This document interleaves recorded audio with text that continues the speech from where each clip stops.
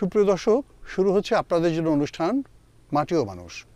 এই মাটি ও মানুষ অনুষ্ঠানে আমরা দেশের বিভিন্ন অঞ্চলে কৃষিক্ষেত্রে যে পরিবর্তন, যে সমস্ত উন্নয়নগুলো হচ্ছে সেগুলোকে তুলে ধরে থাকি। আমরা জানি আমাদের দেশটা নানা বৈচিত্র্যে পরিপূর্ণ, নানা বৈশিষ্ট্যে পরিপূর্ণ।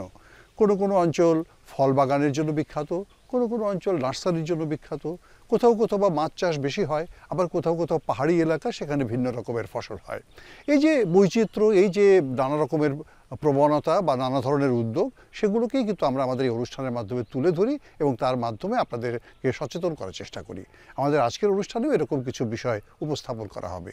তাহলে চলুন চলে যাই আমাদের অনুষ্ঠানের মূল পর্বে।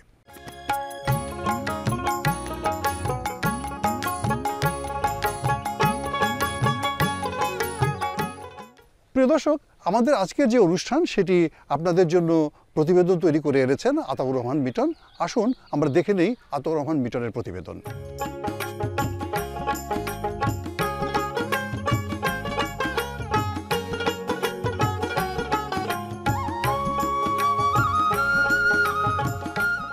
সুপ্রিয় দর্শক, কৃষি বাঁচলে বাংলাদেশ বাঁচবে, এটা আমরা সবাই বলে থাকি এবং কৃষিতে নানান ধরনের উদ্যোগ আজকাল আমরা দেখছি।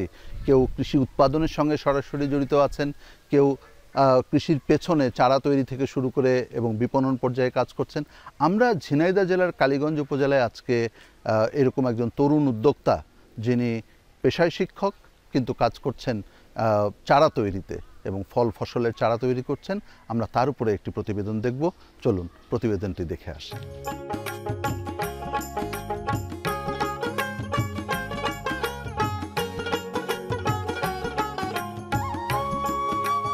কালীগঞ্জ উপজেলার কাশীপুর গ্রামের হাফিজুর রহমান মাসুদ পেশায় একজন শিক্ষক, কম্পিউটার বিষয়ে ছাত্রদের শেখান এবং তার বাড়িটি হচ্ছে কাশীপুর গ্রামে, যেটি মোবারকগঞ্জ রেল স্টেশনের ঠিক পাশে। এইখানে তার বাড়িতে তিনি 4 বিঘা আয়তনের একটি বড় নার্সারি করে তুলেছেন, যদিও এটার ইতিহাসটা একটু ভিন্ন রকমের। যখন কোভিডের সময় মানুষের হাতে কোনো কাজকর্ম ছিল না বা মানুষ অনেকটাই বেকার পড়েছিলেন, তখন তিনি ছাদের উপর একটি ছোট্ট করে বাগান তৈরি করেন এবং সেখানে তিনি কিছু চারা উৎপাদন করেন এবং এগুলো বন্ধুবান্ধবের মধ্যে বিতরণ এবং অন্যকে উপহার দেওয়ার মধ্য দিয়ে তিনি আনন্দ খুঁজছিলেন। পরবর্তীতে দেখলেন যে এই জায়গাটিকে যদি একটু বাণিজ্যিকভাবে কাজ করা যায় তাহলে এখান থেকে কিছু আয় করাও সম্ভব, বিশেষ করে একটু রক্ষণাবেক্ষণের জন্য যে খরচটি হয় বা চারা তৈরির জন্য যে খরচটি হয়, সে খরচটি তিনি নির্বাহ করতে পারেন। সেখান থেকেই কিন্তু তিনি শুরু করলেন। বাড়ির সামনে একটি আমবাগান ছিল, বাবার অনুপস্থিতিতে সেই আমবাগান তিনি কেটে ফেললেন এবং এজন্য বাড়িতে একটু মনোমালিন্যও তৈরি হলো। বাবা তার উপর একটু রাগও করলেন, কিন্তু তারপরে যখন বাবা দেখলেন যে ছেলেটি এখান থেকে তো বেশ ভালোই উপার্জন করছে এবং সেটি আমবাগানের চেয়েও অনেক ভালো আয় নিশ্চিত করছে, তখন তিনি আর আপত্তি করলেন না। তখন বাড়ির পেছনে ছিল একটা মেহগনি বাগান, সেই মেহগনি বাগানটাও কিন্তু কেটে ফেলা হলো এবং সেখানেই কিন্তু এই নার্সারি। আমরা যে নার্সারিটা দেখতে পাচ্ছি, এটি একটি চমৎকার নার্সারি, সাজানো গোছানো নার্সারি, এবং এই নার্সারি থেকেই কিন্তু তিনি তার জীবনকে নির্বাহ করছেন এবং আরও অন্যান্য উৎপাদনমুখী কাজের সাথে যুক্ত করছেন। এখানে প্রতিদিন 10-12 জন শ্রমিক তার কাজ করে, তার একজন ম্যানেজার আছেন, তাদের কিন্তু কর্মসংস্থান হয়েছে এবং এখান থেকে যে চারা উৎপাদন হয় সে চারা কিন্তু বিক্রয়ের জন্য তিনি একটি ভিন্ন রকমের পন্থা করেছেন। সে পন্থাতেও কিন্তু আরও নতুন নতুন মানুষের কর্মসংস্থান হয়েছে। আমরা যদি কতগুলো তথ্যের কথা জানি, সে তথ্যগুলো খুব ছোট ছোট তথ্য, যে এখানে প্রায় 350 প্রজাতির গাছ আছেন এবং প্রতি বছর প্রায় 1 লক্ষের মতো চারা তিনি উৎপাদন করেন। সেই সমস্ত চারা বিক্রি করে কী পরিমাণ অর্থ আয় হয় সেটা আপনারা নিজেরাই বুঝতে পারেন। দর্শক মণ্ডলী, মাসুদি জানালেন তার গল্পের কথা। আপনি কিভাবে শুরু করলেন এই নার্সারির উদ্যোগটি? আমি আসলে আপনি যেটা বলছেন যে এই করোনাকালীন টাইমেই আর কি, আমি যখন স্কুল বন্ধ, সবাই ঘরে বসে আছে, আমিও সবার মতো আছি, তো আসলে ঘরে বসে থাকতে তো আর ভালো লাগে না, কিছু না কিছু একটা করতে হবে। তো তারই আলোকে আর কি আমি ছাদ বাগান শুরু করি। আপনি আমার ছাদে এসে দেখছিলেন, পরে আস্তে আস্তে আমার বন্ধু বান্ধবের অনুপ্রেরণায় আমি এই নার্সারি ব্যবসা শুরু করি। 1-2টা গাছ দিয়ে শুরু করতে করতে আজকে এই অবস্থায়। আপনি এখন কতখানি জায়গা জুড়ে বাগানটা করছেন? এখন বর্তমানে 4.5 বিঘা জায়গার উপরে। 4.5 বিঘার উপরে আপনার নার্সারি জি। আছে। এখানে কি পরিমাণ চারা আছে এবং কত প্রজাতির চারা এখানে আছে? প্রায় 350 প্রজাতির চারা আছে এবং আসলে গুইনে তো মানে বলা যাবে না, তবে লক্ষাধিকের মোটামুটি উপরে। লক্ষাধিক হতে পারে উপর- আপনার হ্যাঁ, এখানে উপরে চারা আছে। এগুলো তো মূলত ফুল এবং ফল নাকি? এটা হলো ফল, ফুল এবং ঔষধি। ফল, ফুল এবং ঔষধি মূলত। জি জি। দেশি কতটুকু এর মধ্যে, বিদেশি কতটুকু? এখানে 80% দেশি এবং 20% বিদেশি। দেশি যখন আমরা বলছি তখন দেশি উন্নত জাতি তো আমরা বুঝবো। হ্যাঁ, দেশীয় উন্নত জাত, দেশীয় এবং উন্নত উন্নত জাত জাত। যেগুলো বাণিজ্যিকভাবে লাভবান লাভবান হওয়া সম্ভব। জি। আপনি দুই একটা নাম করতে পারেন এরকম যেগুলো নিয়ে আপনি খুব বেশি আশাবাদী, এরকম দুই একটা ফল বা ফসলের নাম? হ্যাঁ, অবশ্যই বলতে পারি। যেমন এখানে যেটা করছেন আমি এখানে বিশেষ করে করতেছি যে অ্যাভোকাডো করতেছি, অ্যাভোকাডো করতেছি, লঙ্গান করতেছি। লঙ্গা, এগুলো বিদেশি ফলের ভিতর। আর দেশীয়র ভিতরে আপনার আম আছে, হ্যাঁ, দেশীয় ভালো জাতের কাঁঠাল আছে। তাছাড়া আপনার বিদেশি ফলের ভিতরে আছে আঙ্গুর আছে। আঙ্গুর, হ্যাঁ, আঙ্গুর দেশি বিদেশি দুটোই আছে। দুইটাই আছে। হ্যাঁ। তো এইগুলো আর কি মোটামুটি আমরা তো নিয়ে। এখানে দেখলাম আপনি কলা করছেন। হ্যাঁ, ননি জি। ফল বলে একটা ফল, সেটা হ্যাঁ হ্যাঁ, করছেন। হ্যাঁ, এটা ননি ফল, এটা ঔষধি ফল। এটা অলরেডি আমি চাষ শুরু করেছি এবং আলহামদুলিল্লাহ আমি প্রোডাকশনও শুরু হয়ে গেছে এবং এটা বিক্রয়ও চলছে। এটা ভালো আমি সাড়া পাচ্ছি। আপনি বলছেন লক্ষাধিক চারা আপনার এখানে আছে এবং আপনি প্রায় মোটামুটি হিসাব করলে 5 বছর ধরে এটা করছেন। তো আমি অন্তত গত 2-3 বছরের যদি হিসাবটা বুঝতে চাই, তো বছরে আপনি কি পরিমাণ চারা বিক্রি করেন কিংবা কত টাকার চারা বিক্রি করেন বছরে?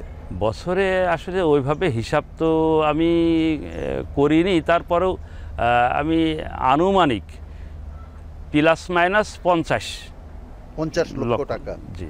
আচ্ছা, আমাদের ধারণা বলছে যে এটা হয়তো আরও বেশি হবে, কারণ 1 লক্ষ চারা গড়ে যদি 100 টাকা করে আমরা দাম দিই, কারণ আপনি বলছিলেন যে কিছু চারার দাম 400-500 টাকাও আছে, জি। তাহলে 100 টাকা করে ধরলেও অন্তত 1 কোটি টাকা বছরে হওয়ার কথা। তো সব হয়তো বিক্রি হয় না, সব বিক্রি হয় না। সেই জন্য হয়তো।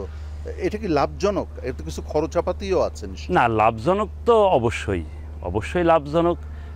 লাভজনক তো বটেই, কারণ লাভজনক না হলে তো আপনি করতেনই আমি না। তো করতাম না, সম্প্রসারণও হ্যাঁ, করতেন না। সম্প্রসারণও করতাম না। আচ্ছা, এখানে কি পরিমাণ কর্মী কাজ করে আপনার এখানে? আমার এখানে 10 জন আর কি এই নার্সারি রক্ষণাবেক্ষণে কাজ করে পূর্ণ এবং একজন পূর্ণাঙ্গ টাইম ম্যানেজার আছে। আচ্ছা, আর আমার অনলাইন সেলার আছে সারা বাংলাদেশের ভিতরে 12 থেকে 13 জন। এই অনলাইন সেলার ব্যাপারটা কি একটু বলবেন? এটা একটা নতুন কনসেপ্ট আসলে। আচ্ছা। কি যে মানুষ তো মানে অনলাইনে অনেক কিছু ক্রয় বিক্রয় করে আর কি। তো চারাও বিক্রি হচ্ছে অনলাইনে। ঘরে বসে আমরা সুন্দরভাবে চারাটা প্রসেস করে বিক্রয় করে দিই। আমি নিজেও একজন অনলাইন সেলার। আচ্ছা, আমি অনলাইন যে শুরু করি, আমি ফেসবুকে সেল পোস্ট দিতাম। আচ্ছা, যে সেখান থেকে আর কি আমরা আর কি কাস্টমার আমি একজন ক্রেতা কিনতে চাই, তো আমি আপনার পেজ দেখেছি, দেখে আমি অর্ডার দেব। জি, আপনি যখন অর্ডার দেবেন, অর্ডার দেওয়ার আগে আপনি আমার সাথে কন্ট্যাক্ট করবেন এবং আপনি গাছ ভিডিও কলের মাধ্যমে গাছটা দেখবেন। আচ্ছা, গাছটা দেখার পরে গাছটা যদি আপনার পছন্দ হয় তখন আপনি দামাদামি করবেন। দামাদামি হ্যাঁ, অবশ্যই দামাদামি করবেন। আপনি দেখে নেবেন, বুঝে নেবেন, ঠিক আছে। এখানে রিপ্লেসমেন্ট গ্যারান্টিরও একটা ব্যাপার আছে। আচ্ছা, রিপ্লেসমেন্ট গ্যারান্টি? অবশ্যই রিপ্লেসমেন্ট গ্যারান্টির ব্যাপার আছে। তো যেহেতু আপনি ক্রয়টা মানে টাকা দিয়ে ক্রয় করছেন এবং আপনার এখানে এর একটা মার্কেট আছে, যখন আপনার সাথে আমার কমিউনিকেশন হচ্ছে তখন কিন্তু আমার দামাদামি হচ্ছে এবং এটা ক্যাশ অন ডেলিভারিতেও হয়, আবার ফুল ক্যাশেও হয়, আবার অর্ধেক ক্যাশেও হয়, অর্থাৎ এটা ম্যান ভ্যারি করে। ডেলিভারি হবে কুরিয়ারে? এটা ডেলিভারি হবে কুরিয়ারে। আচ্ছা, এবং কুরিয়ারের তো ঝুঁকি আছে না? কুরিয়ারের ঝুঁকি আছে। কুরিয়ারের ঝুঁকিটা আমরা নিই। আপনারা নিচ্ছেন? জি। আচ্ছা, সাধারণত কি পরিমাণ ঝুঁকি হয় এটা? এটা 10% গাছ নষ্ট হয়। 10% গাছ নষ্ট হয়, খুব বেশি না। না। আপনি কতটা আশাবাদী? আপনার ভবিষ্যৎ পরিকল্পনা কি? আমার ভবিষ্যৎ পরিকল্পনা, আমি বাংলাদেশের 64টা জেলা শহরে আমি কিন্তু গাছ অলরেডি বিক্রয় করেছি। আমি 68,000 গ্রামে আমি আমার গাছ পৌঁছে দিতে চাচ্ছি। এটা হলো আমার প্ল্যানিং এবং ওই যে আপনি যে অনলাইন ক্রেতা বিক্রেতা তৈরি করছেন, জি উদ্যোক্তা জি তৈরি হ্যাঁ করছেন হ্যাঁ এবং ওইটার মাধ্যমে এবং আমি সারা বাংলাদেশের 64টা জেলাতে আমি সেলার তৈরি করার আমার ইচ্ছা আছে। আচ্ছা, ওরাও একজন উদ্যোক্তা। জি জি হ্যাঁ, আর লেখাপড়ার পাশাপাশি দেখা যায় বাড়তি আয়ের একটা সুযোগ হবে তাদের। একটা বিষয় একটু কারিগরি বিষয়ে একটু জানতে চাই, আপনি তো শিক্ষক মানুষ, জি। এই নার্সারি করতে গেলে এর তো কিছু প্রযুক্তিগত ধারণা লাগে, না, বেসিক কিছু জ্ঞান ধারণা লাগে। হ্যাঁ, সেটা আপনি কিভাবে পেলেন? এটা বিশেষ করে কি যে এটা ছোটোবেলা থেকেই আমি চর্চা করে আসছি, গাছের প্রতি আমার ভালোবাসা ছোটোবেলা থেকে। আর গাছ সংক্রান্ত যেসব বই আছে এগুলো সব আমার বাড়িতে আছে। মূলত আপনি নিজে নিজে আমি নিজে নিজে শিখেছি। প্রাতিষ্ঠানিক কোনো প্রশিক্ষণ বা এরকম? প্রাতিষ্ঠানিক কোনো প্রশিক্ষণ আমি পাইনি। জি, ওইটাও একটা আমার ভাববার জায়গা যে ইচ্ছা থাকলে উপায় হয়। অর্থাৎ আমার যদি শখ থাকে, আমার যদি চেষ্টা থাকে, তাহলে আমি নিজে নিজেও চেষ্টা করে পরীক্ষা নিরীক্ষার মাধ্যমে আমি একটা বড় কিছু সৃষ্টি করতে পারি, এবং আপনার ক্ষেত্রে সেটা একটা বড় প্রমাণ।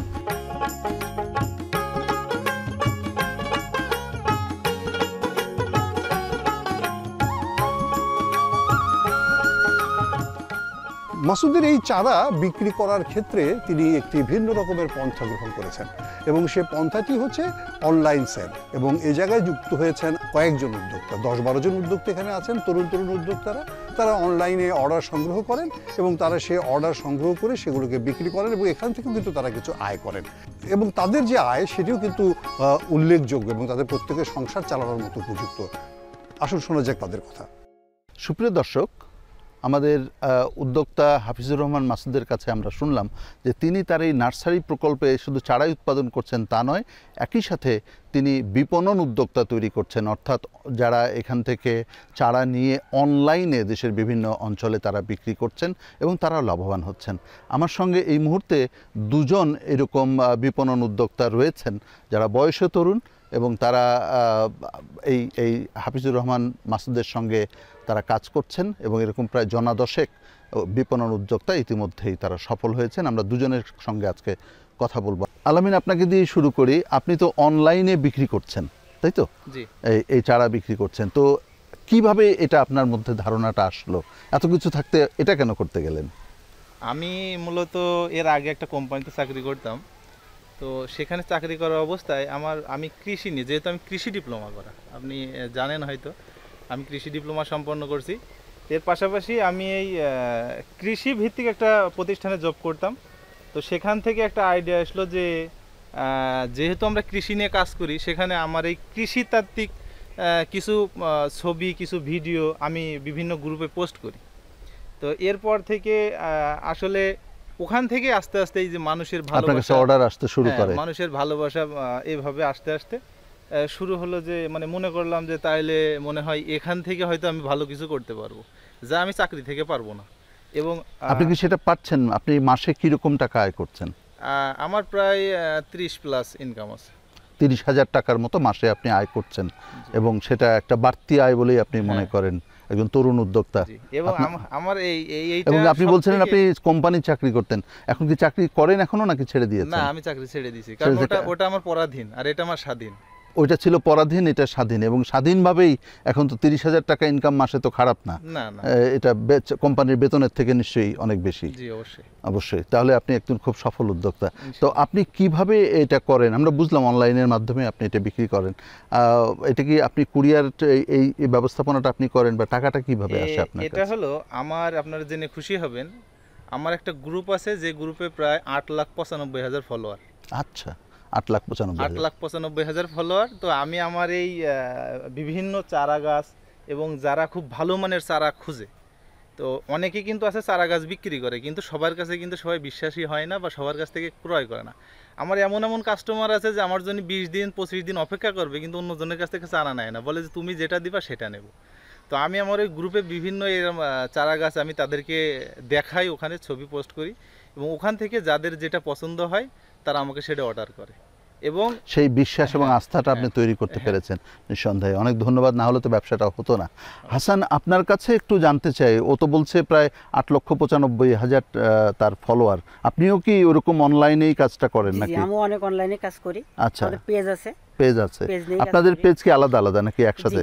আচ্ছা, পেজ আলাদা আলাদা। আচ্ছা, আপনিও এই একই পদ্ধতিতে আপনি করেন। আপনার আয় কত হয় মাসে? আমারও সেম। প্রায় 30,000 প্লাস আয় হয় আমাদের। 30,000 প্লাস আয় হয়, আচ্ছা। এবং আপনি এইটা করতে গিয়ে কি কোনো চ্যালেঞ্জ অনুভব করেন? কখনো কি হতাশ লেগেছে, না এটা পারবো না, হবে না? শুরুতেই নিশ্চয়ই 30,000 টাকা হতো না। এটা তো শুরু থেকে সবাইকে একটু যে কোনো কাজে আসতে হলে একটু কষ্ট হয়, শুরুতে কষ্ট হয়, কষ্টদায়ক ধৈর্য রাখতে হয় নাকি? জি জি। আচ্ছা, আপনি কতদিন হলো এটা করছেন? আমি প্রায় 2 বছর করতেছি এটা। প্রায় 2 বছর। জি। এখন 2 বছরের মাথায় এসে আপনি 30,000-এর বেশি জি, আয় করছেন। শুরুতে তো এটা হতো শুরুতে না। তো এত ছিল না, শুরুতে আচ্ছা। সামথিং অল্প কিছু হয়তো, আস্তে আস্তে এখন আচ্ছা। অনেক বিগ সবার সাথে কমিউনিকেশন আছে, সেই ক্ষেত্রে এখন ধৈর্য রাখাটা কঠিন না? ধৈর্য তো সব কিছুর বিষয় একটু কঠিন আসেই, আচ্ছা। কিন্তু এটা যে ধরে রাখতে পারবে সেই সফলতা অর্জন করতে পারবে। তো আপনার এই যে নতুন নতুন উদ্যোক্তা, বিশেষ করে তরুণ প্রজন্ম, আমরা জানি যে আমাদের তরুণ প্রজন্মের কৃষিতে আগ্রহ কম এবং তারা অনেকেই হতাশ এক ধরনের, কি করব না, চাকরি নাই। তো তাদের উদ্দেশ্যে আপনি কোনো কিছু বলতে চান? তাদের উদ্দেশ্যে বলছে, যেহেতু আমাদের কৃষি প্রধান দেশ, আমাদের কৃষি থেকে মনোযোগ বেশি দেওয়া উচিত এবং উদ্যোক্তা হওয়া বেশি উচিত। চাকরির থেকে, একটা চাকরিতে পরাধীন থাকে, যদি উদ্যোক্তা হয় তাহলে নিজে কিছু করা যায়, প্লাস অন্য কাউকে এর সাথে অ্যাটাচ করা যায়, আরও 10 জনের কর্মসংস্থান সৃষ্টি হয়। এবং একটু ধৈর্য নিয়ে করলে সফলতা নিশ্চিত নাকি? অবশ্যই 100% ইনশাল্লাহ 100% সফলতা আসবে। শুধু একটু ধৈর্যের দরকার। একটু ধৈর্যের দরকার।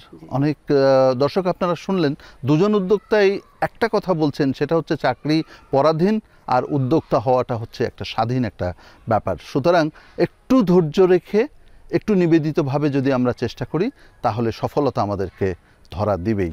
আমরা চেষ্টা করতে পারি, বিশেষ করে আমাদের তরুণ উদ্যোক্তা যারা আছেন, যারা উদ্যোক্তা হতে চান কিংবা উদ্যোক্তা হতে ভয় পান, তারা এই আলামিন, হাসান, মাসুদ এদের যে সাফল্য, সেই সাফল্যর থেকে শিক্ষা নিতে পারেন, অনুপ্রেরণা নিতে পারেন। নিশ্চয়ই আমরা একটা সফল এবং একটা সমৃদ্ধ ভবিষ্যৎ সবার জন্যই কামনা করি। ধন্যবাদ।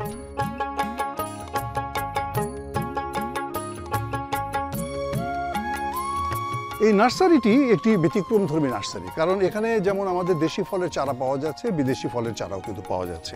পাশাপাশি কিন্তু মাতৃগাছের বাগানও কিন্তু এখানে তৈরি করা হয়েছে এবং কিছু ভালো ভালো ফল এবং ভালো ভালো গাছ এখানে কিন্তু উৎপাদন করা হচ্ছে এবং অনেক রকমের ব্যবসায়িক সম্ভাবনা এখান থেকে কিন্তু বোঝা যায়। মাসুদ মনে করেন যে এখান থেকে উদ্যোক্তা তৈরির একটা বড় সুযোগ রয়েছে। কেউ কেউ বাগান করে উদ্যোক্তা হতে পারেন, কেউ কেউ নার্সারি করে উদ্যোক্তা হতে পারেন, কেউ বিক্রি করে উদ্যোক্তা হতে পারেন, কেউ আবার ছোটো ছোটো উপাদান তৈরি করে উদ্যোক্তা হতে পারেন। অর্থাৎ আমাদের দেশে যদি আমাদের জীবনকে সমৃদ্ধ করতে হয়, তাহলে কিন্তু উদ্যোক্তা তৈরি করা ছাড়া কোনো বিকল্প নেই। এবং আমরা মনে করি যে এই উদ্যোক্তার সংখ্যা যত বাড়বে, আমাদের ভিত্তি তত শক্তিশালী হবে। উদ্যোক্তার সংখ্যা যত বাড়বে, তত আমাদের বুনিয়াদ আরও অনেক দৃঢ় হবে এবং আমরা যে উন্নয়নটি করতে চাই, সেই উন্নয়নটি হবে টেকসই। এবং আমরা জানি যে ভিত্তি যদি শক্তিশালী না হয়, তাহলে উন্নয়ন কিন্তু তাসের ঘরের মতো ভেঙে পড়বে। আমরা নিশ্চয়ই সেরকমটি চাই না। এই দেশ আগামী দিনে সমৃদ্ধ হবে, আগামী দিনে আরও বেশি এগিয়ে যাবে এই সমস্ত উদ্যোক্তাদের উপর ভর করে, এটাই আমরা প্রত্যাশা করি।